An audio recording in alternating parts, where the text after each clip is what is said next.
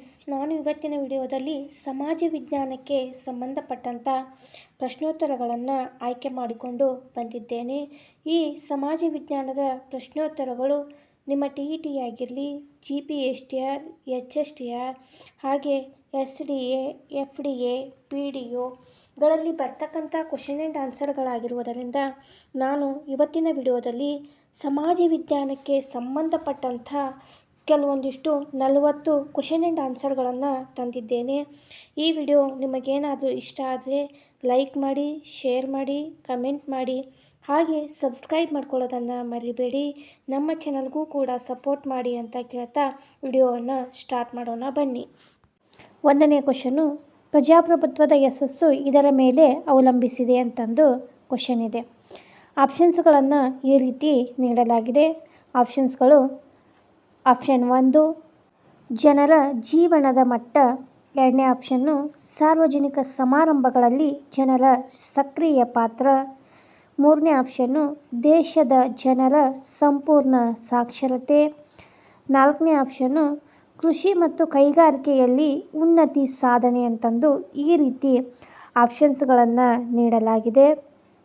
ಇಲ್ಲಿ ಪ್ರಜಾಪ್ರಭುತ್ವಕ್ಕೆ ಯಶಸ್ಸು ಇದರ ಮೇಲೆ ಅವಲಂಬಿಸಿದೆ ಅಂತಂದು ಅದಕ್ಕೆ ಸರಿಯಾದಂಥ ಉತ್ತರ ಯಾವುದಾಗ್ತದಪ್ಪ ಅಂತಂದ್ರೆ ಆಪ್ಷನ್ 3 ದೇಶದ ಜನರ ಸಂಪೂರ್ಣ ಸಾಕ್ಷರತೆಯು ಪ್ರಜಾಪ್ರಭುತ್ವದ ಯಶಸ್ಸಿಗೆ ಕಾರಣವಾಗುತ್ತದೆ ಅಂತಂದು ನಮಗೆ ಇಲ್ಲಿ ತಿಳಿದು ಬರ್ತದೆ. ಹಾಗೆ 2ನೇ ಕ್ವಶನನ್ನು ನೋಡೋಣ. 2ನೇ ಕ್ವಶನು, ಭಾರತೀಯ ಸಂವಿಧಾನದ ಈ ಕೆಳಗಿನ ಯಾವ 2 ಕಾಯ್ದೆಗಳು ಕೆಲವು ಜಾತಿಗಳನ್ನು ಹಿಂದುಳಿದ ಜಾತಿ ಮತ್ತು ಪಂಗಡಗಳೆಂದು ಪರಿಗಣಿಸಿದೆ ಅಂತಂದು ಕ್ವಶನ್ ಇದೆ. ನೋಡಿ ಫ್ರೆಂಡ್ಸ್, ಕ್ವಶನ್ನು ಇನ್ನೊಮ್ಮೆ ಓದ್ತೀನಿ. ಭಾರತೀಯ ಸಂವಿಧಾನದ ಈ ಕೆಳಗಿನ ಯಾವ 2 ಕಾಯ್ದೆಗಳು ಕೆಲವು ಜಾತಿಗಳನ್ನು ಹಿಂದುಳಿದ ಜಾತಿ ಮತ್ತು ಪಂಗಡಗಳೆಂದು ಪರಿಗಣಿಸಿದೆ ಅಂತ ಕ್ವಶನ್ ಇದೆ. ಆಪ್ಷನ್ಸ್ಗಳನ್ನು ಈ ರೀತಿ ನೀಡಲಾಗಿದೆ. ಆಪ್ಷನ್ 1 ಕಾಯ್ದೆ 341, 342, ಆಪ್ಷನ್ 2 342, 343, ಆಪ್ಷನ್ 3 ಕಾಯ್ದೆ 342, 344, ಆಪ್ಷನ್ 4 ಕಾಯ್ದೆ 340, 341 ಅಂತಂದು ಈ ರೀತಿ ಆಪ್ಷನ್ಸ್ಗಳನ್ನು ನೀಡಲಾಗಿದೆ. ನೋಡಿ ಫ್ರೆಂಡ್ಸ್, ಇಲ್ಲೇ ಭಾರತೀಯ ಸಂವಿಧಾನದ ಈ ಕೆಳಗಿನ ಯಾವ ಕಾಯ್ದೆಯು ಜಾತಿಗಳನ್ನು ಹಿಂದುಳಿದ ಜಾತಿ ಮತ್ತು ಪಂಗಡಗಳೆಂದು ಪರಿಗಣಿಸಿದೆ ಅಂತಂದ್ರೆ ಕಾಯ್ದೆ 341 ಮತ್ತು 342 ಈ ಕ್ವಶನ್ಗೆ ಸರಿಯಾದಂಥ ಉತ್ತರವಾಗ್ತದೆ. 3ನೇ ಕ್ವಶನನ್ನು ನೋಡೋಣ. 3ನೇ ಕ್ವಶನು, ದಿಶಾ ಎಂಬ ಸ್ವಯಂ ಪ್ರೇರಿತ ಸಂಸ್ಥೆಯು ಉತ್ತರ ಪ್ರದೇಶದಲ್ಲಿ ಈ ಕೆಳಗಿನ ಯಾವ ಕ್ಷೇತ್ರದ ಉನ್ನತಿಗಾಗಿ ಶ್ರಮಿಸುತ್ತದೆ ಅಂತಂದು ಕ್ವಶನ್ ಇದೆ. ನೋಡಿ ಫ್ರೆಂಡ್ಸ್, ಕ್ವಶನ್ ಇನ್ನೊಮ್ಮೆ ಓದ್ತೇನೆ. ದಿಶಾ ಎಂಬ ಸ್ವಯಂ ಪ್ರೇರಿತ ಸಂಸ್ಥೆಯು ಉತ್ತರ ಪ್ರದೇಶದಲ್ಲಿ ಈ ಕೆಳಗಿನ ಯಾವ ಕ್ಷೇತ್ರದ ಉನ್ನತಿಗಾಗಿ ಶ್ರಮಿಸುತ್ತದೆ ಅಂತಂದು ಕ್ವಶನ್ ಇದೆ. ಈಗ ಆಪ್ಷನ್ಸ್ಗಳನ್ನು ನೋಡೋಣ. ಆಪ್ಷನ್ 1 ಬಾಲಕಾರ್ಮಿಕರ ನಿರ್ಮೂಲನೆ, 2 ಹಳ್ಳಿಗಾಡು ಜನರಿಗೆ ಉದ್ಯೋಗ ದೊರಕಿಸುವ ಕ್ಷೇತ್ರ, 3ನೇದು ಅನಕ್ಷರತೆಯ ನಿರ್ಮೂಲನೆ, 4ನೇ ಆಪ್ಷನ್ನು ಮಹಿಳೆಯರ ಉನ್ನತಿ ಅಂತಂದು ಈ ರೀತಿಯ ಆಪ್ಷನ್ಸ್ಗಳನ್ನು ಕೊಡಲಾಗಿದೆ. ನೋಡಿ ಫ್ರೆಂಡ್ಸ್, ಇಲ್ಲಿ ದಿಶಾ ಎಂಬ ಸ್ವಯಂ ಪ್ರೇರಿತ ಸಂಸ್ಥೆಯು ಏನಪ್ಪ ಅಂತಂದ್ರೆ ಉತ್ತರ ಪ್ರದೇಶದಲ್ಲಿ ಯಾವ ಕ್ಷೇತ್ರದ ಉನ್ನತಿಗಾಗಿ ಶ್ರಮಿಸುತ್ತದೆಯಪ್ಪ ಅಂತಂದ್ರೆ ದೇಶಾದ್ಯಂತ ಅನಕ್ಷರತೆಯ ನಿರ್ಮೂಲನೆಗಾಗಿ ದಿಶಾ ಎಂಬ ಸಂಸ್ಥೆಯು ಉನ್ನತಿಯನ್ನು ಸಾಧಿಸುತ್ತದೆ. 4ನೇ ಕ್ವಶನನ್ನು ನೋಡೋಣ. ಈ ಕೆಳಗಿನವುಗಳಲ್ಲಿ ಯಾವ ಅಂಗದಿಂದ ನೇತಾತ್ಮಕ ಮತದಾನದಿಂದ ನಿರ್ಣಯಗಳು ಶಾಸನಗಳಾಗಲು ತಡೆಯಲ್ಪಡುತ್ತವೆ ಅಂತಂದು ಕ್ವಶನ್ ಇದೆ. ನೋಡಿ ಫ್ರೆಂಡ್ಸ್, ಇಲ್ಲಿ ಕೆಳಗಿನವುಗಳಲ್ಲಿ ಯಾವ ಅಂಗದಿಂದ ನೇತಾತ್ಮಕ ಮತದಾನದಿಂದ ನಿರ್ಣಯಗಳು ಶಾಸನಗಳಾಗಿ ತಡೆಯಲ್ಪಡುತ್ತವೆ ಅಂತಂದು ಕ್ವಶನ್ ಇದೆ. ಆಪ್ಷನ್ಸ್ಗಳನ್ನು ಈ ರೀತಿ ನೀಡಲಾಗಿದೆ. ಆಪ್ಷನ್ 1 ಸಾಮಾನ್ಯ ಸಭೆ, ಆಪ್ಷನ್ 2 ಸಾಮಾಜಿಕ ಮತ್ತು ಆರ್ಥಿಕ ಸಭೆ, ಆಪ್ಷನ್ 3 ಧರ್ಮದರ್ಶಿ ಸಮಿತಿ, ಆಪ್ಷನ್ 4 ಭದ್ರತಾ ಸಮಿತಿ ಅಂತಂದು ಈ ರೀತಿ ಆಪ್ಷನ್ಸ್ಗಳನ್ನು ಕೊಡಲಾಗಿದೆ. ನೋಡಿ ಫ್ರೆಂಡ್ಸ್, ಇಲ್ಲಿ ನೇತಾತ್ಮಕ ಮತದಾನದಿಂದ ನಿರ್ಣಯಗಳು ಶಾಸನಗಳಾಗಲು ಭದ್ರತಾ ಸಮಿತಿಯು ತಡೆಯಲ್ಪಡುತ್ತದೆ ಅಂತಂದು ನಮಗೆ ಇಲ್ಲಿ ತಿಳಿದು ಬರ್ತದೆ. ಆದ ಕಾರಣ ಆಪ್ಷನ್ 4 ಭದ್ರತಾ ಸಮಿತಿ ಇಲ್ಲಿ ಸರಿಯಾದಂಥ ಉತ್ತರವಾಗ್ತದೆ. 5ನೇ ಕ್ವಶನ್ ನೋಡೋಣ. ಈ ಕೆಳಗಿನವುಗಳಲ್ಲಿ 1954ರಲ್ಲಿ ಜವಾಹರ್ಲಾಲ್ ನೆಹರು ಮತ್ತು ಚೌ ಎನ್ ಲಾಯ್ ಇವರು ಮಾಡಿಕೊಂಡ ಒಪ್ಪಂದ ಯಾವುದು? ನೋಡಿ ಫ್ರೆಂಡ್ಸ್, ಇಲ್ಲಿ 1954ರಲ್ಲಿ ಜವಾಹರ್ಲಾಲ್ ನೆಹರು ಮತ್ತು ಚೌ ಎನ್ ಲಾಯ್ ಅವರು ಮಾಡಿಕೊಂಡ ಒಪ್ಪಂದ ಯಾವುದು ಅಂತ ಕ್ವಶನ್ ಇದೆ. ಆಪ್ಷನ್ಸನ್ನು ಈ ರೀತಿ ನೀಡಲಾಗಿದೆ. ಆಪ್ಷನ್ಸ್ಗಳನ್ನು ನೋಡ್ತಾ ಹೋಗೋಣ.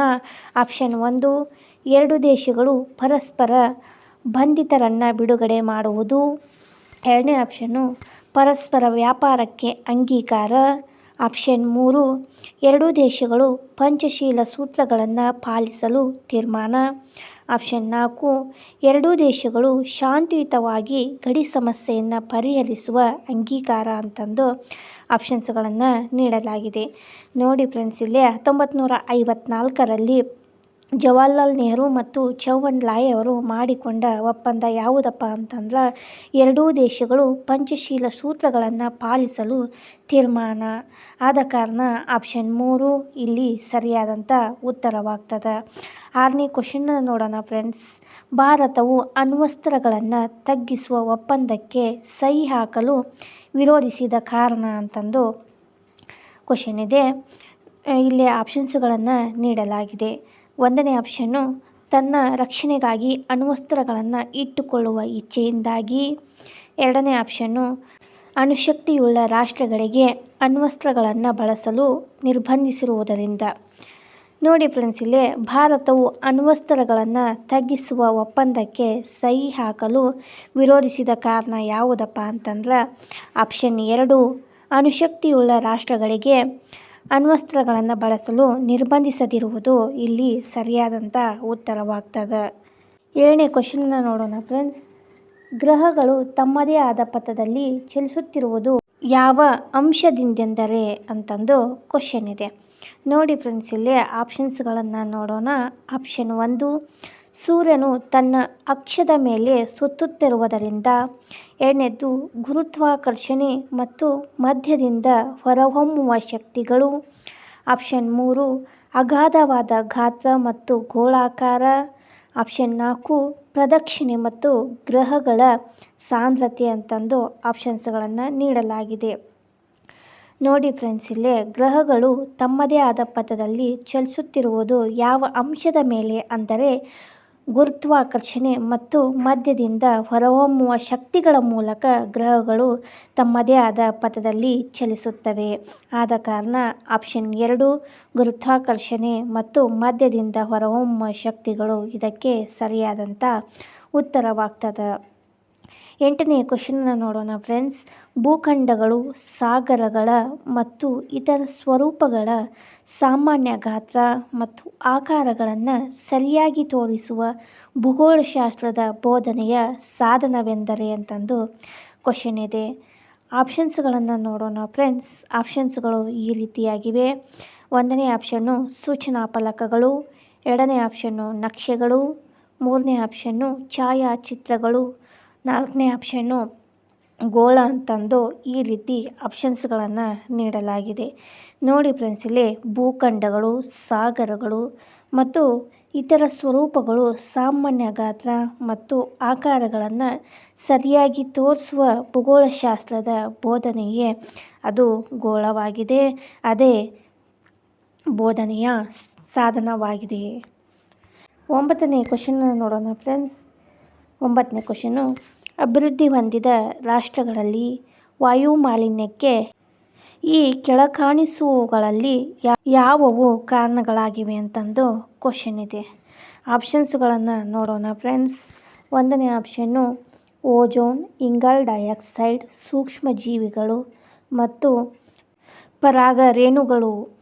2ನೇ ಆಪ್ಷನ್ನು ಇಂಗಾಲದ ಮೊನಾಕ್ಸೈಡ್, ಹೈಡ್ರೋಕಾರ್ಬನ್, ಸಾರಜನಕ ಆಕ್ಸೈಡ್ಗಳು ಮತ್ತು ಪರಿಸರದ ಧೂಳಿನ ಕಣಗಳು.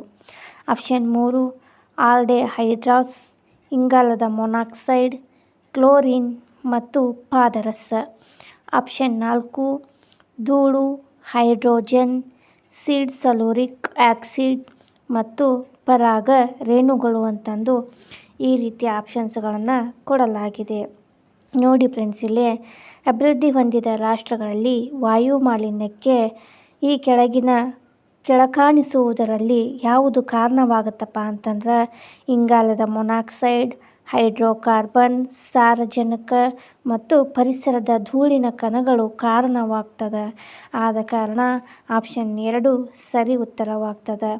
10ನೇ ಕ್ವಶನನ್ನು ನೋಡೋಣ ಫ್ರೆಂಡ್ಸ್. 10ನೇ ಕ್ವಶನ್ನು ಅಂತಸ್ಫಲನಶಿಲೆಯು ಉಂಟಾಗುವುದು ಹೇಗೆ ಅಂತಂದು ಕ್ವಶನ್ ಇದೆ. ಆಪ್ಷನ್ಸ್ಗಳನ್ನು ನೋಡೋಣ ಫ್ರೆಂಡ್ಸ್. ಆಪ್ಷನ್ಗಳು: 1 ಶಿಲೆಯ ಚೂರುಗಳು ಶೇಖರಣೆಯಾಗುವುದರಿಂದ. ಆಪ್ಷನ್ 2 ಲಾವಾರಸವು ಘನೀಭವಿಸುವುದರಿಂದ. ಆಪ್ಷನ್ 3 ರೂಪಾಂತರ ಶಿಲಾ ರಚನೆಯಾಗುವುದರಿಂದ. ಆಪ್ಷನ್ 4 ಭೂ ಹೊರಕವಚದಲ್ಲಿ ಶಿಲಾಪಾಕವು ತಣ್ಣಗಾಗಿ ಅಂತಂದು ಆಪ್ಷನ್ಸ್ಗಳನ್ನು ಕೊಡಲಾಗಿದೆ. ನೋಡಿ ಫ್ರೆಂಡ್ಸ್, ಇಲ್ಲಿ ಸರಿಯಾದಂಥ ಉತ್ತರ ಆಪ್ಷನ್ 4 ಭೂ ಹೊರಕವಚದಲ್ಲಿ ಶಿಲಾಪಾಕವು ತಣ್ಣಗಾಗಿ ಅಂತಂದು ಇದೆಯಲ್ಲ, ಆ ಆಪ್ಷನ್ನು ಸರಿ ಉತ್ತರವಾಗ್ತದೆ. 11ನೇ ಕ್ವಶನನ್ನು ನೋಡೋಣ ಫ್ರೆಂಡ್ಸ್. 11ನೇ ಕ್ವಶನ್ನು ಪೆಟ್ರೋಲಿಯಂ ತೈಲದ ಪ್ರಾಮುಖ್ಯತೆಯು ಬಹುವಾಗಿ ಹೆಚ್ಚಾಗಿರುವುದು ಏತಕ್ಕೆಂದರೆ ಅಂತಂದು ಕ್ವಶನ್ ಇದೆ. ಆಪ್ಷನ್ಸ್ಗಳನ್ನು ನೋಡೋಣ ಫ್ರೆಂಡ್ಸ್. 1ನೇ ಆಪ್ಷನ್ನು ಪೆಟ್ರೋಲಿಯಂ ಹೆಚ್ಚಿನ ಶಾಖವನ್ನು ಹೊಂದಿರುವುದರಿಂದ. 2ನೇ ಆಪ್ಷನ್ನು ಕಡಿಮೆ ಯತ್ನಗಳಿಂದ ಅದು ಉರಿಯುವ ಇಂಧನ. 3ನೇ ಆಪ್ಷನ್ನು ಕಡಿಮೆ ವೆಚ್ಚದಿಂದ ಅದನ್ನು ಬಹುದೂರಗಳಿಗೆ ಒಯ್ಯಬಹುದು. 4ನೇ ಆಪ್ಷನ್ನು ನಿರುಪಯುಕ್ತತೆಯು ಕಡಿಮೆ ಅಂತಂದು ಆಪ್ಷನ್ಸ್ಗಳನ್ನು ಕೊಡಲಾಗಿದೆ. ಇಲ್ಲಿ ಯಾವುವು ಅಂತಂದು ನೋಡಬೇಕಾದ ಕಾರಣದಿಂದ ಆಪ್ಷನ್ 1 ಎ ಮತ್ತು ಬಿ ಮಾತ್ರ, 2ನೇದ್ದು ಎ ಮತ್ತು ಸಿ, 3ನೇದ್ದು ಎ, ಸಿ ಮತ್ತು D, option 4 A, B, C ಮತ್ತು ಡಿ ಅಂತಂದು ಆಪ್ಷನ್ಸ್ಗಳಿವೆ. ನೋಡಿ ಫ್ರೆಂಡ್ಸ್, ಇಲ್ಲಿ ಪೆಟ್ರೋಲಿಯಂ ತೈಲದ ಪ್ರಾಮುಖ್ಯತೆಯು ಬಹುವಾಗಿ ಹೆಚ್ಚಾಗಿರುವುದು ಏತಕ್ಕೆಂದರೆ ಎ, ಬಿ, ಸಿ ಮತ್ತು ಡಿ ಇವು 4. ಯಾವ 4ಅಪ್ಪ ಅಂತಂದ್ರೆ ಪೆಟ್ರೋಲಿಯಂ ಹೆಚ್ಚಿನ ಶಾಖವನ್ನು ಹೊಂದಿರುವುದರಿಂದ.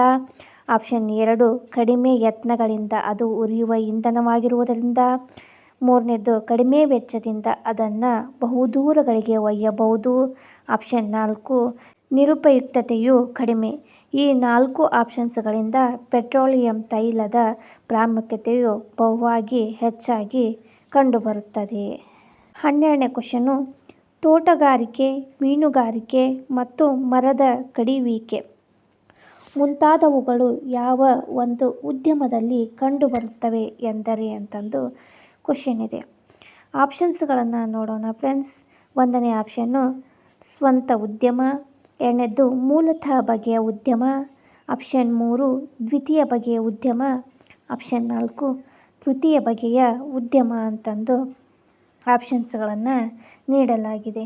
ನೋಡಿ ಫ್ರೆಂಡ್ಸ್, ಇಲ್ಲಿ ತೋಟಗಾರಿಕೆ, ಮೀನುಗಾರಿಕೆ ಮತ್ತು ಮರ ಕಡಿಯುವಿಕೆಯು ಯಾವ ಉದ್ಯಮದಲ್ಲಿ ಬರ್ತದಪ್ಪ ಅಂತಂದ್ರೆ ಮೂಲತಃ ಬಗೆಯ ಉದ್ಯಮ ಇದರಲ್ಲಿ ಬರ್ತದೆ. ಆದ ಕಾರಣ ಆಪ್ಷನ್ 2 ಮೂಲತಃ ಬಗೆಯ ಉದ್ಯಮ ಸರಿ ಉತ್ತರವಾಗ್ತದೆ. 13ನೇ ಕ್ವಶನನ್ನು ನೋಡೋಣ ಫ್ರೆಂಡ್ಸ್. ವಿದೇಶಿ ವಿನಿಮಯ ಗಳಿಸುವುದಕ್ಕಾಗಿ ಮುಖ್ಯವಾಗಿ ಬೆಳೆಯುವ ಬೆಳೆಗಳ ಪಟ್ಟಿಯನ್ನು ಗುರುತಿಸಿ ಅಂತಂದು ಕ್ವಶನ್ ಇದೆ. ಆಪ್ಷನ್ಸನ್ನು ನೋಡೋಣ ಫ್ರೆಂಡ್ಸ್. 1ನೇ ಆಪ್ಷನ್ನು ಕಬ್ಬು, ಹತ್ತಿ ಮತ್ತು ಗೋಧಿ. 2ನೇ ಆಪ್ಷನ್ನು ಭತ್ತ, ಕಾಫಿ ಮತ್ತು ಟೀ.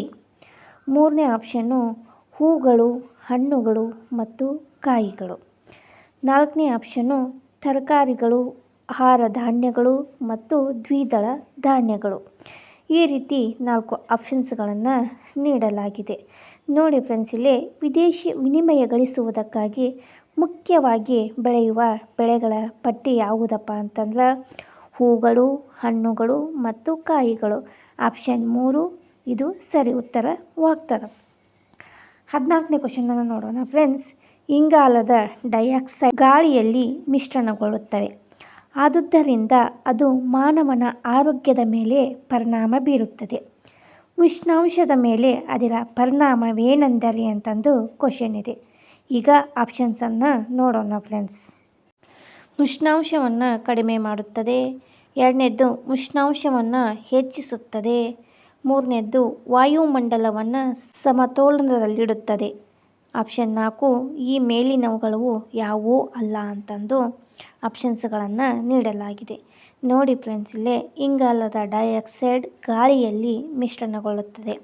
ಆದ್ದರಿಂದ ಅದು ಮಾನವನ ಆರೋಗ್ಯದ ಮೇಲೆ ಪರಿಣಾಮ ಬೀರುತ್ತದೆ.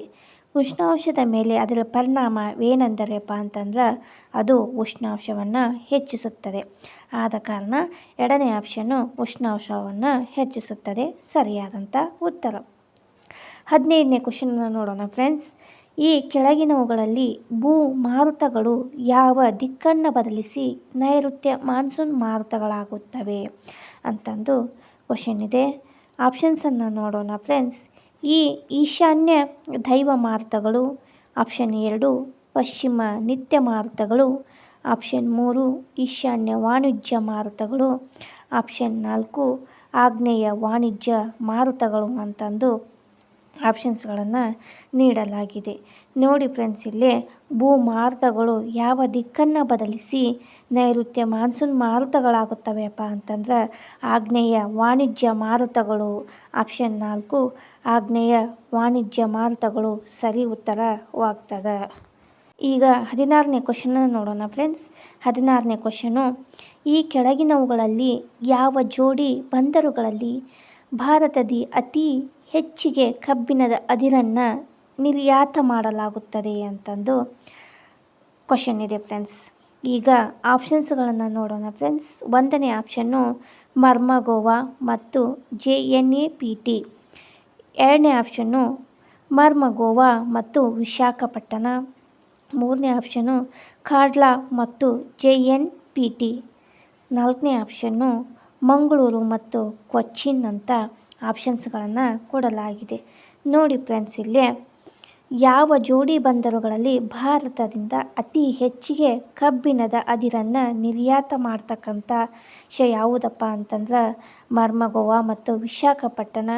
ಆದ ಕಾರಣ 2ನೇ ಆಪ್ಷನ್ನು ಮರ್ಮಗೋವಾ ಮತ್ತು ವಿಶಾಖಪಟ್ಟಣ ಸರಿ ಉತ್ತರವಾಗ್ತದೆ. 17ನೇ ಕ್ವಶನ್ ನೋಡೋಣ ಫ್ರೆಂಡ್ಸ್. ಮನ್ನೋವೈಟ್ ಯಾವುದರ ಅದಿರಾಗಿದೆ ಎಂದಂತಂದು ಕ್ವಶನ್ ಇದೆ ಫ್ರೆಂಡ್ಸ್. ಆಪ್ಷನ್ಸ್ಗಳನ್ನು ನೋಡೋಣ ಫ್ರೆಂಡ್ಸ್. 1ನೇ ಆಪ್ಷನ್ನು ಮೈಕಾ. 2ನೇದ್ದು ಮ್ಯಾಗ್ನೀಸ್. 3ನೇದ್ದು ಕಬ್ಬಿಣ. 4ನೇದ್ದು ಬಾಕ್ಸೈಟ್ ಅಂತಂದು ಆಪ್ಷನ್ಸ್ಗಳನ್ನು ನೀಡಲಾಗಿದೆ. ಮೊನೋವೈಟ್ ಯಾವ ಅದಿರಾಗಿದೆಯಪ್ಪ ಅಂತಂದ್ರೆ ಮೈಕಾ ಅದಿರಾಗಿದೆ. ಆದ ಕಾರಣ ಆಪ್ಷನ್ 1 ಸರಿ ಉತ್ತರವಾಗ್ತದೆ. ಈಗ 18ನೇ ಕ್ವಶನನ್ನು ನೋಡೋಣ ಫ್ರೆಂಡ್ಸ್. 18ನೇ ಕ್ವಶನು ಕೌಟಿಲ್ಯನ ಅರ್ಥಶಾಸ್ತ್ರದಲ್ಲಿ ಅಂತಂದು ಕ್ವಶನ್ ಇದೆ. ಇಲ್ಲೇ ಆಪ್ಷನ್ಸ್ಗಳನ್ನು ನೋಡೋಣ. 1ನೇದ್ದು ರಾಜಕೀಯದ ಬಗ್ಗೆ ಅನೇಕ ಉಲ್ಲೇಖಗಳಿವೆ. 2ನೇ ಆಪ್ಷನ್ನು ದೇಶದ ಆರ್ಥಿಕ ವ್ಯವಸ್ಥೆಯ ಬಗ್ಗೆ ಮಾತ್ರ ವಿವರಗಳಿವೆ. 3ನೇ ಆಪ್ಷನ್ನು ಸಾರ್ವಜನಿಕ ಅರ್ಥವ್ಯವಸ್ಥೆಯ ಬಗ್ಗೆ ವಿವರಗಳಿವೆ. 4ನೇ ಆಪ್ಷನ್ನು ತೆರಿಗೆಗಳ ಪಾವತಿಯ ಬಗ್ಗೆ ತಿಳುವಳಿಕೆಗಳಿವೆ ಅಂತಂದು ಆಪ್ಷನ್ಸ್ಗಳನ್ನು ಕೊಡಲಾಗಿದೆ. ನೋಡಿ ಫ್ರೆಂಡ್ಸ್, ಇಲ್ಲಿ ಕೌಟಿಲ್ಯನ ಅರ್ಥಶಾಸ್ತ್ರದಲ್ಲಿ ಸಾರ್ವಜನಿಕ ಅರ್ಥವ್ಯವಸ್ಥೆಯ ಬಗ್ಗೆ ವಿವರಣೆಯನ್ನು ಇಲ್ಲಿ ಕೌಟಿಲ್ಯನ ಅರ್ಥಶಾಸ್ತ್ರದಲ್ಲಿ ಕಂಡುಬರ್ತದೆ. ಆದ ಕಾರಣ ಆಪ್ಷನ್ 3 ಸಾರ್ವಜನಿಕ ಅರ್ಥವ್ಯವಸ್ಥೆಯ ಬಗ್ಗೆ ವಿವರಗಳಿವೆ ಅಂತಂದು ಇದು ಸರಿಯಾದಂಥ ಉತ್ತರವಾಗ್ತದೆ. 19ನೇ ಕ್ವಶನ್ನ ನೋಡೋಣ ಫ್ರೆಂಡ್ಸ್.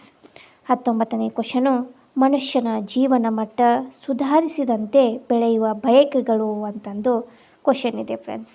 ಆಪ್ಷನ್ಸ್ಗಳನ್ನು ನೋಡೋಣ ಫ್ರೆಂಡ್ಸ್. 1ನೇ ಆಪ್ಷನ್ನು ಅವಶ್ಯಕತೆಗಳೇನೆನ್ನುತ್ತೇವೆ ಅಂತಂದು 1ನೇ ಆಪ್ಷನ್ನು. 2ನೇ ಆಪ್ಷನ್ನ ನೋಡೋಣ ಫ್ರೆಂಡ್ಸ್. ಸುಖದ ಬಯಕೆಗಳೇನೆನ್ನುತ್ತೇವೆ. 3ನೇ ಆಪ್ಷನ್ನು ವಿಲಾಸಿ ಬಯಕೆಗಳನ್ನೇನೆನ್ನುತ್ತೇವೆ. 4ನೇ ಆಪ್ಷನ್ನು ಸುಧಾರಿತ ಬಯಕೆಗಳೇನೆನ್ನುತ್ತೇವೆ ಅಂತಂದು ಆಪ್ಷನ್ಸ್ಗಳನ್ನು ನೀಡಲಾಗಿದೆ. ಇಲ್ಲಿ ಮನುಷ್ಯನ ಜೀವನ ಮಟ್ಟ ಸುಧಾರಿಸಿದಂತೆ ಬೆಳೆಯುವ ಬಯಕೆಗಳು ಯಾವಪ್ಪ ಅಂತಂದ್ರೆ ಸುಖದ ಬಯಕೆಗಳನ್ನುತ್ತೇವೆ. ಆದ ಕಾರಣ ಆಪ್ಷನ್ 2 ಸುಖದ ಬಯಕೆಗಳನ್ನುತ್ತೇವೆ ಇದು ಸರಿಯಾದಂಥ ಉತ್ತರವಾಗ್ತದೆ.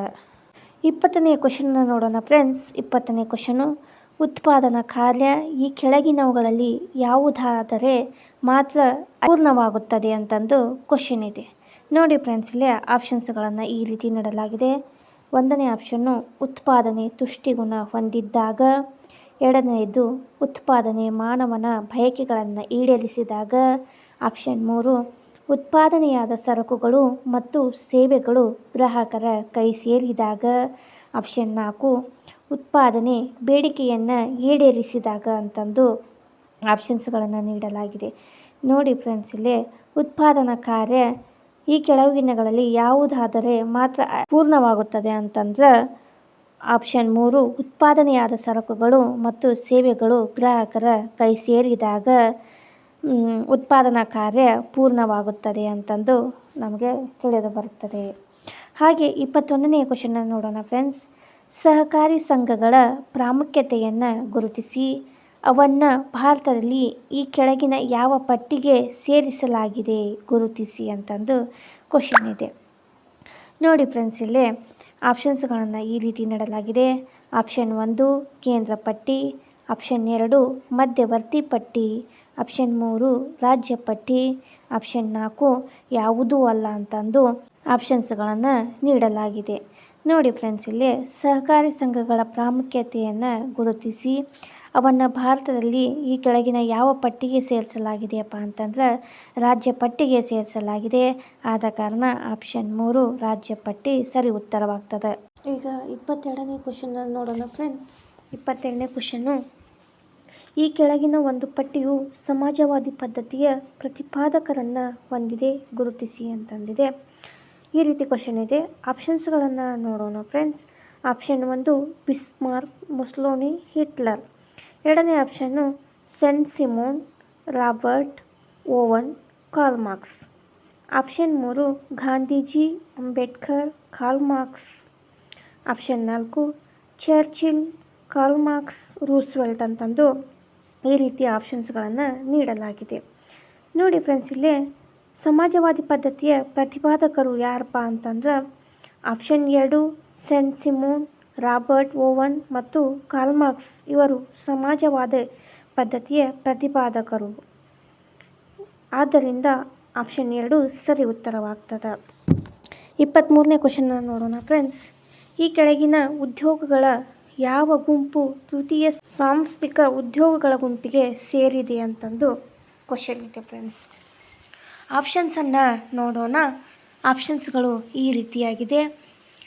1ನೇ ಆಪ್ಷನ್ನು ಕಲ್ಲು ಒಡೆಯುವುದು, ಗಣಿಗಾರಿಕೆ, ವ್ಯವಸಾಯ ಅಂತಂದು 1ನೇ ಆಪ್ಷನ್ಸ್ ಇದೆ. 2ನೇ ಆಪ್ಷನ್ನು ಆರೋಗ್ಯ, ವಿದ್ಯಾಭ್ಯಾಸ, ಬ್ಯಾಂಕುಗಳು. ಆಪ್ಷನ್ 3 ಕೈಗಾರಿಕೆ, ಸಾರಿಗೆ, ವಿಮೆ. ಆಪ್ಷನ್ 4 ಕೈಗಾರಿಕೆ, ಬೇಸಾಯ, ಆಹಾರ ಸಂರಕ್ಷಣೆ ಅಂತಂದು ಈ ರೀತಿ ಆಪ್ಷನ್ಸ್ಗಳನ್ನು ನೀಡಲಾಗಿದೆ ಫ್ರೆಂಡ್ಸ್. ಇಲ್ಲಿ ಸರಿಯಾದಂಥ ಉತ್ತರ ಯಾವುದಾಗುತ್ತದೆ ಅಂದರೆ ಆರೋಗ್ಯ, ವಿದ್ಯಾಭ್ಯಾಸ, ಬ್ಯಾಂಕುಗಳು ಇವು ತೃತೀಯ ಸಾಂಸ್ಥಿಕ ಉದ್ಯೋಗಗಳ ಗುಂಪಿಗೆ ಸೇರ್ತಕ್ಕಂಥದ್ದು. ಆದ ಕಾರಣ ಆಪ್ಷನ್ 2 ಆರೋಗ್ಯ, ವಿದ್ಯಾಭ್ಯಾಸ, ಬ್ಯಾಂಕುಗಳು ಇದು ಸರಿ ಉತ್ತರವಾಗ್ತದೆ. 24ನೇ ಕ್ವಶನ್ನ ನೋಡೋಣ ಫ್ರೆಂಡ್ಸ್. 24ನೇ ಕ್ವಶನು ನಿರುದ್ಯೋಗಿ ಸ್ಥಿತಿ ಎಂದರೆ ಅಂತಂದು ಕ್ವಶನ್ ಇದೆ. ಆಪ್ಷನ್ಸ್ಗಳನ್ನು ನೋಡೋಣ. 1ನೇ ಆಪ್ಷನ್ನು ಕೆಲಸ ದೊರಕುತ್ತದೆ ಆದರೆ ಕೆಲಸ ಮಾಡಲು ಇಷ್ಟವಿರುವುದಿಲ್ಲ. 2ನೇದು ಕೆಲಸ ದೊರಕದೇ ಇರುವುದು ಆದರೆ ಕೆಲಸ ಮಾಡಲು ಇಷ್ಟವಿರುವುದು. 3ನೇ ಆಪ್ಷನ್ನು ಕೆಲಸ ದೊರಕದೇ ಇರುವುದು ಹಾಗೂ ಕೆಲಸ ಮಾಡಲು ಇಷ್ಟವಿಲ್ಲದಿರುವುದು. ಆಪ್ಷನ್ 4 ಕೆಲಸ ಮಾಡಲು ಆಸಕ್ತಿ ಇರುವುದು ಆದರೆ ಕೆಲಸ ಮಾಡಲು ಇಷ್ಟವಿಲ್ಲದೇ ಇರುವುದು ಅಂತ ಈ ರೀತಿ ಆಪ್ಷನ್ಸ್ಗಳನ್ನು ನೀಡಲಾಗಿದೆ. ನೋಡಿ ಫ್ರೆಂಡ್ಸ್, ಇಲ್ಲಿ ನಿರುದ್ಯೋಗ ಎಂದರೆ ಕೆಲಸ ದೊರಕದೇ ಇರುವುದು ಆದರೆ ಕೆಲಸ ಮಾಡಲು ಇಷ್ಟವಿರುವುದು ಇದು ಸರಿಯಾದಂಥ ಉತ್ತರ. ಆದ ಕಾರಣ ಆಪ್ಷನ್ 2 ಸರಿ ಉತ್ತರವಾಗ್ತದೆ.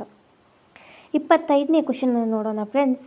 ಈ ಕೆಳಗಿನ ಗುಂಪುಗಳಲ್ಲಿ ಒಂದು ಗುಂಪು ಸೇರುವುದಿಲ್ಲ, ಗುರುತಿಸಿ ಅಂತಂದು ಕ್ವಶನ್ ಇದೆ. ಆಪ್ಷನ್ಸನ್ನು ನೋಡೋಣ ಫ್ರೆಂಡ್ಸ್. 1ನೇ ಆಪ್ಷನ್ನು ಮುಂಬೈ, ಬೆಂಗಳೂರು, ಹಾಲ್ಟಿಯಾ. 2ನೇ ಆಪ್ಷನ್ನು ಮುಂಬೈ, ನವಸೇನಾ, ಬ್ಯೂಟಿ, ಕೊರಿಯನ್. 3ನೇ ಆಪ್ಷನ್ನು ಮರ್ಮಗೋವಾ, ಮಂಗಳೂರು, ಕೋಲ್ಕತ್ತಾ. 4ನೇ ಆಪ್ಷನ್ನು ಕೊಚ್ಚಿನ್, ಚೆನ್ನೈ, ಪಾರಾದೀಪ್ ಅಂತಂದು ಈ ರೀತಿ ಆಪ್ಷನ್ಸ್ಗಳನ್ನು ನೀಡಲಾಗಿದೆ. ಇಲ್ಲಿ ಸೇರದೇ ಇರ್ತಕ್ಕಂಥದ್ದು ಯಾವುದಪ್ಪ ಅಂತಂದ್ರೆ 1ನೇ ಆಪ್ಷನ್ ಆಗ್ತದೆ. ಆ 1ನೇ ಆಪ್ಷನ್ ಯಾವುದಪ್ಪ ಅಂತಂದ್ರೆ ಮುಂಬೈ, ಬೆಂಗಳೂರು, ಹಾಲ್ಟಿಯಾ. ಇದು ಸರಿ ಉತ್ತರವಾಗ್ತದೆ. 26ನೇ ಕ್ವಶನ್ ನೋಡೋಣ ಫ್ರೆಂಡ್ಸ್. ಈ ಕೆಳಗಿನ ಬ್ಯಾಂಕುಗಳಲ್ಲಿ ರೈತರಿಗೆ ದೀರ್ಘಾವಧಿ ಸಾಲ ಕೊಡುವ ಬ್ಯಾಂಕುಗಳನ್ನು ಗುರುತಿಸಿ ಅಂತಂದು ಕ್ವಶನ್ ಇದೆ ಫ್ರೆಂಡ್ಸ್. ಆಪ್ಷನ್ಸ್ಗಳನ್ನು ನೋಡೋಣ. 1ನೇ ಆಪ್ಷನ್ನು ರಾಷ್ಟ್ರೀಕೃತ ಬ್ಯಾಂಕುಗಳು. 2ನೇದ್ದು ಭಾರತದ ರಿಸರ್ವ್ ಬ್ಯಾಂಕ್. 3ನೇದ್ದು ಪ್ರಾಥಮಿಕ ವ್ಯವಸಾಯ ಬ್ಯಾಂಕುಗಳು. ಆಪ್ಷನ್ 4 ಭೂ ಅಭಿವೃದ್ಧಿ ಬ್ಯಾಂಕುಗಳು ಅಂತಂದು ಈ ರೀತಿ ಆಪ್ಷನ್ಸ್ಗಳನ್ನು ಕೊಡಲಾಗಿದೆ. ನೋಡಿ ಫ್ರೆಂಡ್ಸ್, ಇಲ್ಲಿ ಬ್ಯಾಂಕುಗಳಲ್ಲಿ ರೈತರಿಗೆ ದೀರ್ಘಾವಧಿ ಸಾಲವನ್ನು ಕೊಡ್ತಕ್ಕಂಥ ಬ್ಯಾಂಕ್ ಯಾವುದಪ್ಪ ಅಂತಂದ್ರೆ ಆಪ್ಷನ್ 4 ಭೂ ಅಭಿವೃದ್ಧಿ ಬ್ಯಾಂಕುಗಳು ರೈತರಿಗೆ ದೀರ್ಘಾವಧಿ ಸಾಲವನ್ನು ಕೊಡ್ತಕ್ಕಂಥ ಬ್ಯಾಂಕ್ ಆಗಿದೆ. ಆದ ಕಾರಣ ಆಪ್ಷನ್ 4 ಭೂ ಅಭಿವೃದ್ಧಿ ಬ್ಯಾಂಕು ಸರಿಯಾದಂಥ ಉತ್ತರವಾಗ್ತದೆ. 27ನೇ ಕ್ವಶನ್ ನೋಡೋಣ ಫ್ರೆಂಡ್. ಜನಸಂಖ್ಯಾಶಾಸ್ತ್ರವೆಂದರೆ ಅಂತಂದು ಕ್ವಶನ್ ಇದೆ. ಆಪ್ಷನ್ಸ್ಗಳನ್ನು ಈ ರೀತಿ ನೀಡಲಾಗಿದೆ. ಆಪ್ಷನ್ 1 ಒಂದು ದೇಶದ ಜನಸಂಖ್ಯೆಯ ಅಂಕಿಅಂಶಗಳನ್ನು ಅಭ್ಯಸಿಸುವ ವಿಷಯ. 2ನೇ ಆಪ್ಷನ್ನು ಜನಸಂಖ್ಯೆಯ ಹೆಚ್ಚಳವನ್ನು ಅಂದಾಜು ಮಾಡುವ ಶಾಸ್ತ್ರ. ಆಪ್ಷನ್ 3 ನಿರುದ್ಯೋಗ ಮತ್ತು ಅರೆ ನಿರುದ್ಯೋಗಗಳನ್ನು ತಿಳಿಸುವ ವಿಷಯ. ಆಪ್ಷನ್ 4 ಮಾನವ ಸಂಪನ್ಮೂಲಗಳನ್ನು ಜನಸಂಖ್ಯೆಗೆ ಅನುಗುಣವಾಗಿ ಅಭ್ಯಸಿಸುವುದು ಅಂತಂದು ಈ ರೀತಿ ಆಪ್ಷನ್ಸ್ಗಳನ್ನು ನೀಡಲಾಗಿದೆ ಫ್ರೆಂಡ್ಸ್. ನೋಡಿ ಫ್ರೆಂಡ್ಸ್, ಇಲ್ಲಿ ಜನಸಂಖ್ಯಾಶಾಸ್ತ್ರ ಅಂತಂದ್ರೆ ಒಂದು ದೇಶದ ಜನಸಂಖ್ಯೆಯ ಅಂಕಿಅಂಶಗಳನ್ನು ಅಭ್ಯಸಿಸುವ ವಿಷಯವಾಗಿರ್ತದೆ. ಆದ ಕಾರಣ 1ನೇ ಆಪ್ಷನ್ನು ಸರಿ ಉತ್ತರವಾಗುತ್ತದೆ ಅಂತಂದು ನಮಗೆ ಇಲ್ಲಿ ತಿಳಿದು ಬರುತ್ತದೆ. ಈಗ 28ನೇ ಕ್ವಶನ್ ನೋಡೋಣ ಫ್ರೆಂಡ್ಸ್. 28ನೇ ಕ್ವಶನು ಭಾರತದಲ್ಲಿ ಆಧುನಿಕ ಬೇಸಾಯ ಹೆಚ್ಚು ಸಫಲವಾಗಿಲ್ಲ ಏಕೆಂದರೆ ಅಂತಂದು ಕ್ವಶನ್ ಇದೆ ಫ್ರೆಂಡ್ಸ್. ಆಪ್ಷನ್ಸ್ಗಳನ್ನು ಈ ರೀತಿ ನೀಡಲಾಗಿದೆ. ಆಪ್ಷನ್ 1 ಇದಕ್ಕೆ ಕುಶಲಕಾರ್ಮಿಕರು ಮತ್ತು ವೈಜ್ಞಾನಿಕ ಜ್ಞಾನ ಭಾರತದ ಕಾರ್ಮಿಕರಲ್ಲಿ ಇಲ್ಲದೇ ಇರುವುದು. 2ನೇ ಆಪ್ಷನ್ನು ಬ್ರಿಟಿಷರ ಕಾಲದಲ್ಲಿ ಇದನ್ನು ರೂಢಿಗೆ ತರದೇ ಇರುವುದು. 3ನೇ ಆಪ್ಷನ್ನು ಇದಕ್ಕೆ ಭೂ ಸುಧಾರಣೆಗಳು ಮತ್ತು ವೈಜ್ಞಾನಿಕ ಜ್ಞಾನ ಭಾರತದ ಕಾರ್ಮಿಕರಲ್ಲಿ ಇಲ್ಲದೇ ಇರುವುದು. 4ನೇ ಆಪ್ಷನ್ನು ಇದಕ್ಕೆ ಗರಿಷ್ಠ ಪ್ರಮಾಣದ ರಾಸಾಯನಿಕ ಗೊಬ್ಬರಗಳ ಮತ್ತು ಯಂತ್ರಗಳ ಅವಶ್ಯಕತೆ ಇರುವುದು ಅಂತಂದು ಈ ರೀತಿ ಆಪ್ಷನ್ಸ್ಗಳನ್ನು ನೀಡಲಾಗಿದೆ. ನೋಡಿ ಫ್ರೆಂಡ್ಸ್, ಇಲ್ಲಿ ಭಾರತದಲ್ಲಿ ಆಧುನಿಕ ಬೇಸಾಯ ಹೆಚ್ಚು ಸಫಲವಾಗಿಲ್ಲ ಯಾಕಪ್ಪ ಅಂತಂದ್ರೆ ಇದಕ್ಕೆ ಕುಶಲಕಾರ್ಮಿಕರು ಮತ್ತು ವೈಜ್ಞಾನಿಕ ಜ್ಞಾನ ಭಾರತದ ಕಾರ್ಮಿಕರಲ್ಲಿ ಇಲ್ಲದೇ ಇರುವುದು ಇಲ್ಲೇ ಸರಿ ಉತ್ತರವಾಗ್ತದೆ. ಆದ ಕಾರಣ 1ನೇ ಆಪ್ಷನ್ನು ಸರಿ ಉತ್ತರವಾಗುತ್ತದೆ. 29ನೇ ಕ್ವಶನ್ ನೋಡೋಣ ಫ್ರೆಂಡ್ಸ್. 29ನೇ ಕ್ವಶನು ಜಮೀನುಗಳ ವಿಭಜನೆ ಮತ್ತು ಛಿದ್ರೀಕರಣವನ್ನು ಹೋಗಲಾಡಿಸಲು ಅಂತಂದು ಕ್ವಶನ್ ಇದೆ ಫ್ರೆಂಡ್ಸ್. ಆಪ್ಷನ್ಸ್ಗಳನ್ನು ಈ ರೀತಿ ನೀಡಲಾಗಿದೆ. ಆಪ್ಷನ್ 1 ಬೇಸಾಯದ ಆಧುನೀಕರಣದಿಂದ ಸಾಧ್ಯ. 2ನೇ ಆಪ್ಷನ್ನು ಪಿತ್ರಾರ್ಜಿತ ಆಸ್ತಿ ಹಕ್ಕನ್ನು ಬದಲಾಯಿಸುವ ಅಗತ್ಯ. 3ನೇ ಆಪ್ಷನ್ನು ಜಮೀನುಗಳನ್ನು ಕ್ರೋಢೀಕರಿಸುವುದರಿಂದ ಸಾಧ್ಯ. 4ನೇ ಆಪ್ಷನ್ನು ಆರ್ಥಿಕ ಹಿಡುವಳಿಗಳನ್ನು ನಿರ್ಮಿಸುವುದರಿಂದ ಸಾಧ್ಯ ಅಂತಂದು ಈ ರೀತಿಯ ಆಪ್ಷನ್ಸ್ಗಳನ್ನು ನೀಡಲಾಗಿದೆ. ನೋಡಿ ಫ್ರೆಂಡ್ಸ್, ಇಲ್ಲಿ ಜಮೀನುಗಳ ವಿಭಜನೆ ಮತ್ತು ಛಿದ್ರೀಕರಣವನ್ನು ಹೋಗಲಾಡಿಸಲು ಆರ್ಥಿಕ ಹಿಡುವಳಿಗಳನ್ನು ನಿರ್ಮಿಸುವುದರಿಂದ ಸಾಧ್ಯವಾಗುತ್ತದೆ. ಆದ ಕಾರಣ ಆಪ್ಷನ್ 4 ಆರ್ಥಿಕ ಹಿಡುವಳಿಗಳನ್ನು ನಿರ್ಮಿಸುವುದರಿಂದ ಸಾಧ್ಯ. 30ನೇ ಕ್ವಶನ್ ನೋಡೋಣ ಫ್ರೆಂಡ್ಸ್. 30ನೇ ಕ್ವಶನು ಈ ಕೆಳಗಿನವುಗಳಲ್ಲಿ ಒಂದು ವಿಷಯ ಗುಂಪಿಗೆ ಸೇರಿಲ್ಲ, ಗುರುತಿಸಿ ಅಂತ ಕ್ವಶನ್ ಇದೆ ಫ್ರೆಂಡ್ಸ್. ಆಪ್ಷನ್ಸ್ಗಳನ್ನು ಈ ರೀತಿ ನೀಡಲಾಗಿದೆ. 1ನೇ ಆಪ್ಷನ್ನು ಬುಟ್ಟಿ ಹೆಣೆಯುವಿಕೆ, 2ನೇದ್ದು ಹಗ್ಗಗಳನ್ನು ತಯಾರಿಸುವುದು, 3ನೇದ್ದು ಬಡತನ, 4ನೇದ್ದು ಸಿದ್ಧಪಡಿಸಿದ ಉಡುಪುಗಳು ಅಂತಿದೆ. ಈ ರೀತಿ ಆಪ್ಷನ್ಸ್ಗಳನ್ನು ನೀಡಲಾಗಿದೆ. ನೋಡಿ ಫ್ರೆಂಡ್ಸ್, ಇಲ್ಲಿ ಒಂದು ವಿಷಯ ಗುಂಪಿಗೆ ಸೇರಿಲ್ಲ. ಅದು ಯಾವುದಪ್ಪ ಅಂತಂದ್ರೆ ಸಿದ್ಧಪಡಿಸಿದ ಉಡುಪುಗಳು. ಆಪ್ಷನ್ 4 ಸರಿ ಉತ್ತರವಾಗ್ತದೆ. 31ನೇ ಕ್ವಶನ್ ನೋಡೋಣ ಫ್ರೆಂಡ್ಸ್. ಪ್ರಪಂಚದ ಯುದ್ಧಗಳ ಕಾಲದಲ್ಲಿ ನಮ್ಮ ವಿದೇಶಿ ವ್ಯಾಪಾರದಲ್ಲಿ ಪ್ರತಿಕೂಲ ಪರಿಣಾಮ ಉಂಟಾಯಿತು, ಏಕೆ ಅಂತಂದು ಕ್ವಶನ್ ಇದೆ. ಇಲ್ಲಿ ಆಪ್ಷನ್ಸ್ಗಳನ್ನು ನೋಡ್ತಾ ಹೋಗೋಣ. 1ನೇ ಆಪ್ಷನ್ನು ನಾವು ಕೈಗಾರಿಕಾ ಉತ್ಪಾದನೆ ಮಾಡಲಿಲ್ಲ, 2ನೇದ್ದು ನಮ್ಮಲ್ಲಿ ಆಗ ಕ್ಷಾಮ ತಲೆದೋರಿತ್ತು, ಆಪ್ಷನ್ 3 ಶತ್ರು ರಾಷ್ಟ್ರಗಳ ಜೊತೆಯಲ್ಲಿ ವ್ಯಾಪಾರ ನಡೆಸಲು ಸಾಧ್ಯವಾಗಲಿಲ್ಲ, ಆಪ್ಷನ್ 4 ಬ್ರಿಟಿಷರು ನಮ್ಮ ವಿದೇಶಿ ವ್ಯಾಪಾರವನ್ನು ಉತ್ತೇಜಿಸಲಿಲ್ಲ ಅಂತಂದು ಈ ರೀತಿ ಆಪ್ಷನ್ಸ್ಗಳನ್ನು ನೀಡಲಾಗಿದೆ. ಪ್ರಪಂಚದ ಯುದ್ಧಗಳ ಕಾಲದಲ್ಲಿ ನಮ್ಮ ವಿದೇಶಿ ವ್ಯಾಪಾರದಲ್ಲಿ ಪ್ರತಿಕೂಲ ಉಂಟಾಯಿತು. ಯಾಕಪ್ಪ ಅಂತಂದ್ರೆ ಶತ್ರು ರಾಷ್ಟ್ರಗಳ ಜೊತೆಯಲ್ಲಿ ವ್ಯಾಪಾರ ನಡೆಸಲು ಸಾಧ್ಯವಾಗಲಿಲ್ಲ. ಕಾರಣ ಆಪ್ಷನ್ 3 ಸರಿ ಉತ್ತರವಾಗ್ತದೆ. 32ನೇ ಕ್ವಶನ್ನು. ಬ್ರಹ್ಮದೇಯ ಎಂಬ ಪದವು ಮೊಟ್ಟ ಮೊದಲ ಬಾರಿಗೆ ಕಂಡುಬರುವುದು ಅಂತಂದು ಕ್ವಶನ್ ಇದೆ ಫ್ರೆಂಡ್ಸ್. ಆಪ್ಷನ್ಸ್ಗಳನ್ನು ಈ ರೀತಿ ನೀಡಲಾಗಿದೆ. 1ನೇ ಆಪ್ಷನ್ನು ಆರಂಭದ ವೇದ ಪಠ್ಯಗಳಲ್ಲಿ, 2ನೇದ್ದು ಆರಂಭದ ಬೌದ್ಧ ಪಠ್ಯಗಳಲ್ಲಿ, ಆಪ್ಷನ್ 3 ಗುಪ್ತರ ಪೂರ್ವ ಶಾಸನಗಳಲ್ಲಿ, ಆಪ್ಷನ್ 4 ಗುಪ್ತರ ನಂತರದ ಶಾಸನಗಳಲ್ಲಿ ಅಂತಂದು ಆಪ್ಷನ್ಸ್ಗಳನ್ನು ಕೊಡಲಾಗಿದೆ. ನೋಡಿ ಫ್ರೆಂಡ್ಸ್, ಇಲ್ಲಿ ಬ್ರಹ್ಮದೇಯ ಎಂಬ ಪದವು ಮೊಟ್ಟ ಮೊದಲಿಗೆ ಕಂಡುಬರುವುದು ಎದರೊಳಗಪ್ಪ ಅಂತಂದ್ರೆ ಗುಪ್ತರ ನಂತರದ ಶಾಸನಗಳಲ್ಲಿ ಕಂಡುಬರ್ತದೆ. ಆದ ಕಾರಣ ಆಪ್ಷನ್ 4 ಗುಪ್ತರ ನಂತರದ ಶಾಸನಗಳಲ್ಲಿ ಇದು ಸರಿಯಾದಂಥ ಉತ್ತರವಾಗ್ತದೆ. 33ನೇ ಕ್ವಶನ್ನು. ಕೆಳಗಿನವುಗಳಲ್ಲಿ ಸರಿಯಾದ ಹೊಂದಾಣಿಕೆ ಇಲ್ಲದ್ದು ಯಾವುದು ಅಂತಂದು ಕ್ವಶನ್ ಇದೆ. ಆಪ್ಷನ್ಸ್ಗಳು ಈ ರೀತಿಯಾಗಿದೆ. 1ನೇ ಆಪ್ಷನ್ನು ವರಹಮೀರ ಬೃಹತ್ ಸಂಹಿತೆಯನ್ನು ಬರಿತಾನ, 2ನೇದ್ದು ಆರ್ಯಭಟ ಸೂರ್ಯ ಸಿದ್ಧಾಂತ, 3ನೇದ್ದು ಲತದೇವ ರೋಮಕ ಸಿದ್ಧಾಂತ, 4ನೇದ್ದು ಭಾರವಿ ದಶಕುಮಾರ ಚರಿತ ಅಂತಂದು ಅವರು ಬರೆದಿರ್ತಕ್ಕಂಥ ಕೃತಿಯ ಪುಸ್ತಕಗಳನ್ನು ಇಲ್ಲಿ ಕೊಡಲಾಗಿದೆ. ಆದ ಕಾರಣ ಇಲ್ಲಿ ಸರಿಯಾದಂಥ ಉತ್ತರವನ್ನು ನಾವು ನೋಡಬೇಕು. ಇಲ್ಲಿ ಸರಿಯಾದ ಹೊಂದಾಣಿಕೆ ಯಾವುದಿಲ್ಲ ಅಂತಂದು ನೋಡೋಣ. ವರಹಮೀರ ಬೃಹತ್ ಸಂಹಿತೆಯನ್ನು ಬರಿತಾನ, ಆರ್ಯಭಟ ಸೂರ್ಯ ಸಿದ್ಧಾಂತವನ್ನು ಬರಿತಾನ, ಲತದೇವ ರೋಮಕ ಸಿದ್ಧಾಂತವನ್ನು ಬರಿತಾನ. ಆದರೆ ಭಾರವಿ ದಶಕುಮಾರ ಚರಿತವನ್ನು ಬರೆಯುವುದಿಲ್ಲ. ಆದ ಕಾರಣ ಇದು ಸರಿಯಾದ ಹೊಂದಾಣಿಕೆಯಾಗಿಲ್ಲ. 34ನೇ ಕ್ವಶನ್ನ ನೋಡೋಣ ಫ್ರೆಂಡ್ಸ್. ಗುಪ್ತರ ಯುಗದಲ್ಲಿ ಚಿನ್ನದ ನಾಣ್ಯಗಳ ಚಲಾವಣೆ ಹೆಚ್ಚಾಗಿದ್ದನ್ನು ಈ ಕೆಳಗಿನವುಗಳಲ್ಲಿ ಯಾವುದು ಸೂಚಿಸುತ್ತದೆ ಅಂತಂದು ಕ್ವಶನ್ ಇದೆ. ಆಪ್ಷನ್ಸ್ಗಳನ್ನು ಈ ರೀತಿ ನೀಡಲಾಗಿದೆ.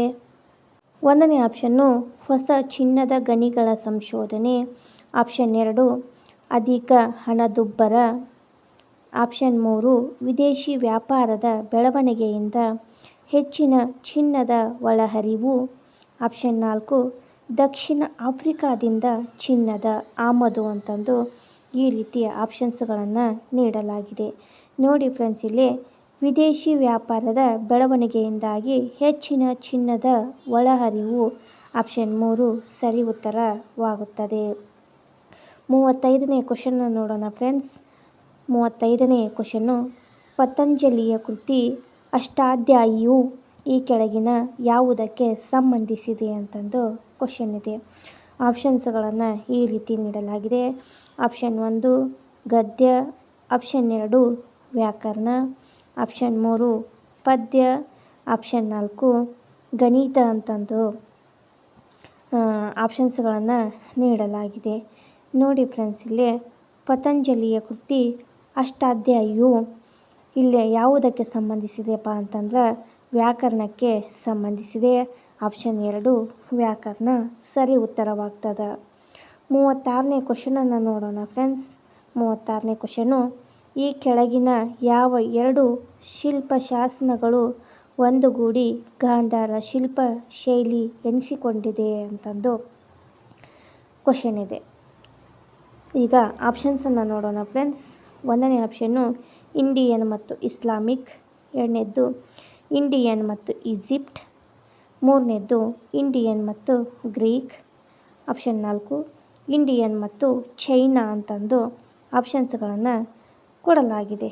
ನೋಡಿ ಫ್ರೆಂಡ್ಸ್, ಇಲ್ಲಿ ಯಾವ ಎರಡು ಶಿಲ್ಪಶಾಸನಗಳು ಒಂದುಗೂಡಿ ಗಾಂಧಾರ ಶಿಲ್ಪ ಶೈಲಿಯಾಗಿದೆ ಅಂದ್ರೆ ಇಂಡಿಯನ್ ಮತ್ತು ಗ್ರೀಕ್ ಎರಡು ಶಿಲ್ಪಶಾಸನಗಳು ಒಂದುಗೂಡಿ ಗಾಂಧಾರ ಶಿಲ್ಪ ಶೈಲಿ ಎನಿಸಿಕೊಂಡಿವೆ. ಆದ ಕಾರಣ ಆಪ್ಷನ್ 3 ಇಂಡಿಯನ್ ಮತ್ತು ಗ್ರೀಕ್ ಸರಿ ಉತ್ತರವಾಗುತ್ತದೆ. 37ನೇ ಕ್ವಶನ್ನ ನೋಡೋಣ ಫ್ರೆಂಡ್ಸ್. 37ನೇ ಕ್ವಶನು, ಜಿಲ್ಲಾ ಮಟ್ಟದಲ್ಲಿ ಮೌಲ್ಯ ಅಧಿಕಾರಿಗಳನ್ನು ಇಳಿಕೆ ಕ್ರಮದಲ್ಲಿ ತೋರಿಸುವ ಪಟ್ಟಿ ಅಂತಂದು ಕ್ವಶನ್ ಇದೆ. ಆಪ್ಷನ್ಸ್ಗಳನ್ನು ಈ ರೀತಿ ನೀಡಲಾಗಿದೆ. ಒಂದನೇ ಆಪ್ಷನ್ನು ರಾಜುಕ, ಪ್ರಾದೇಶಿಕ ಮತ್ತು ಯುಕ್ತ, ಎರಡನೇದ್ದು ಪ್ರಾದೇಶಿಕ, ರಾಜುಕ ಮತ್ತು ಯುಕ್ತ, ಮೂರನೇದ್ದು ಪ್ರಾದೇಶಿಕ, ಯುಕ್ತ ಮತ್ತು ರಾಜುಕ, ನಾಲ್ಕನೇ ಆಪ್ಷನ್ನು ಯುಕ್ತ, ರಾಜುಕ ಮತ್ತು ಪ್ರಾದೇಶಿಕ ಅಂತಂದು ಈ ರೀತಿ ಆಪ್ಷನ್ಸ್ಗಳನ್ನು ಕೊಡಲಾಗಿದೆ. ನೋಡಿ ಫ್ರೆಂಡ್ಸ್, ಇಲ್ಲಿ ಜಿಲ್ಲಾ ಮಟ್ಟದಲ್ಲಿ ಮೌಲ್ಯ ಅಧಿಕಾರಿಗಳನ್ನು ಇಳಿಕೆ ಕ್ರಮದಲ್ಲಿ ತೋರಿಸಿದಾಗ ಫಸ್ಟಿಗೆ ಬರ್ತಕ್ಕಂಥವರು ಪ್ರಾದೇಶಿಕ, ರಾಜುಕ ಮತ್ತು ಯುಕ್ತ. ಆದ ಕಾರಣ ಎರಡನೇ ಆಪ್ಷನ್ನು ಪ್ರಾದೇಶಿಕ, ರಾಜುಕ, ಯುಕ್ತ ಇದು ಸರಿಯಾದಂಥ ಉತ್ತರವಾಗುತ್ತದೆ. 38ನೇ ಕ್ವಶನನ್ನು ನೋಡೋಣ ಫ್ರೆಂಡ್ಸ್. ಶಾತವಾಹನರ ಕಾಲದ ಪ್ರಮುಖ ಸ್ತೂಪಗಳನ್ನು ಹೊಂದಿರುವ ಸ್ಥಳಗಳು ಅಂತಂದು ಕ್ವಶನ್ ಇದೆ ಫ್ರೆಂಡ್ಸ್. ಆಪ್ಷನ್ಸ್ಗಳನ್ನು ಈ ರೀತಿ ನೀಡಲಾಗಿದೆ. ಒಂದನೇದ್ದು ಅಮರಾವತಿ ಮತ್ತು ನಾಗಾರ್ಜುನ ಕೊಂಡ, ಎರಡನೇದ್ದು ಕಾರ್ಲೆ ಮತ್ತು ಅಜಂತ, ಮೂರನೇದ್ದು ನಾಸಿಕ್ ಮತ್ತು ಬಿಡ್ಯ, ನಾಲ್ಕನೇದ್ದು ಐಹೊಳೆ ಮತ್ತು ಪಟ್ಟದಕಲ್ಲು ಅಂತ ಈ ರೀತಿ ಆಪ್ಷನ್ಸ್ಗಳನ್ನು ಕೊಡಲಾಗಿದೆ. ನೋಡಿ ಫ್ರೆಂಡ್ಸ್, ಇಲ್ಲಿ ಶಾತವಾಹನರ ಕಾಲದ ಪ್ರಮುಖ ಸ್ತೂಪಗಳು ಯಾವಪ್ಪ ಅಂತಂದ್ರೆ ಹೊಂದಿರತಕ್ಕಂಥ ಸ್ಥಳಗಳು ಯಾವಪ್ಪ ಅಂತಂದ್ರೆ ಅಮರಾವತಿ ಮತ್ತು ನಾಗಾರ್ಜುನಕೊಂಡ. ಆದ ಕಾರಣ ಆಪ್ಷನ್ 1 ಅಮರಾವತಿ, ನಾಗಾರ್ಜುನಕೊಂಡ ಸರಿ ಉತ್ತರವಾಗುತ್ತದೆ. ಹಾಗೆ 39ನೇ ಕ್ವಶನ್ನ ನೋಡೋಣ ಫ್ರೆಂಡ್ಸ್. ಯಾವ ಸಂತತಿಯವರು ಹಲ್ಮಿಡಿಯಲ್ಲಿ ದೊರೆತ ಮೊದಲ ಕನ್ನಡ ದಾಖಲೆಗಳನ್ನು ಹೊರಡಿಸಿದರು ಅಂತಂದು ಕ್ವಶನ್ ಇದೆ. ಆಪ್ಷನ್ಸ್ಗಳನ್ನು ಈ ರೀತಿ ನೀಡಲಾಗಿದೆ. ಆಪ್ಷನ್ 1 ಗಂಗರು, ಆಪ್ಷನ್ 2 ಚಾಲುಕ್ಯರು, ಆಪ್ಷನ್ 3 ರಾಷ್ಟ್ರಕೂಟರು, ಆಪ್ಷನ್ 4 ಕದಂಬರರು ಅಂತಂದು ಈ ರೀತಿ ಆಪ್ಷನ್ಸ್ಗಳನ್ನು ನೀಡಲಾಗಿದೆ. ನೋಡಿ ಫ್ರೆಂಡ್ಸ್, ಇಲ್ಲಿ ಕದಂಬರ ಸಂತತಿಯವರು ಹಲ್ಮಿಡಿಯಲ್ಲಿ ದೊರೆತ ಮೊದಲ ಕನ್ನಡದ ದಾಖಲೆಯನ್ನು ಹೊರಡಿಸಿದವರಾಗಿರ್ತಾರೆ. ಆದ ಕಾರಣ ಆಪ್ಷನ್ 4 ಕದಂಬರರು ಸರಿ ಉತ್ತರವಾಗುತ್ತದೆ. ಈಗ 40ನೇ ಕ್ವಶನ್ನ ನೋಡೋಣ ಫ್ರೆಂಡ್ಸ್. 40ನೇ ಕ್ವಶನು, ಕೇಕುಲಂ ಕದನ ಯಾರ ನಡುವೆ ನಡೆಯಿತು ಅಂತಂದು ಕ್ವಶನ್ ಇದೆ ಫ್ರೆಂಡ್ಸ್. ಆಪ್ಷನ್ಸನ್ನು ನೋಡೋಣ. ಒಂದನೇ ಆಪ್ಷನ್ನು ಚಾಲುಕ್ಯರು ಮತ್ತು ಪಲ್ಲವರು, ಎರಡನೇದ್ದು ರಾಷ್ಟ್ರಕೂಟರು ಮತ್ತು ಚೇಳರು, ಮೂರನೇದ್ದು ಪಾಂಡ್ಯರು ಮತ್ತು ಕದಂಬರರು, ನಾಲ್ಕನೇದ್ದು ಗಂಗರು ಮತ್ತು ಪಾಂಡ್ಯರು ಅಂತಂದು ಈ ರೀತಿ ಆಪ್ಷನ್ಸ್ಗಳನ್ನು ಕೊಡಲಾಗಿದೆ. ನೋಡಿ ಫ್ರೆಂಡ್ಸ್, ಇಲ್ಲಿ ಕೇಕುಲಂ ಕದನ ಯಾರ ನಡೆಯುತ್ತೆಪ್ಪ ಅಂತಂದ್ರೆ ರಾಷ್ಟ್ರಕೂಟರು ಮತ್ತು ಚೇಳರ ಮಧ್ಯೆ ನಡೀತಕ್ಕಂಥ ಕದನವಾಗಿದೆ. ಆದ ಕಾರಣ ಎರಡನೇ ಆಪ್ಷನ್ನು ರಾಷ್ಟ್ರಕೂಟರು ಮತ್ತು ಚೇಳರು ಸರಿ ಉತ್ತರವಾಗುತ್ತದೆ. ನೋಡಿ ಫ್ರೆಂಡ್ಸ್, ಇಲ್ಲೇ ನಾನು ಸಮಾಜ ವಿಜ್ಞಾನಕ್ಕೆ ಸಂಬಂಧಪಟ್ಟಂಥ 40 ಬಹು ಆಯ್ಕೆಯ ಪ್ರಶ್ನೋತ್ತರಗಳನ್ನು ಈ ವಿಡಿಯೋದಲ್ಲಿ ಹೇಳಿದೆ.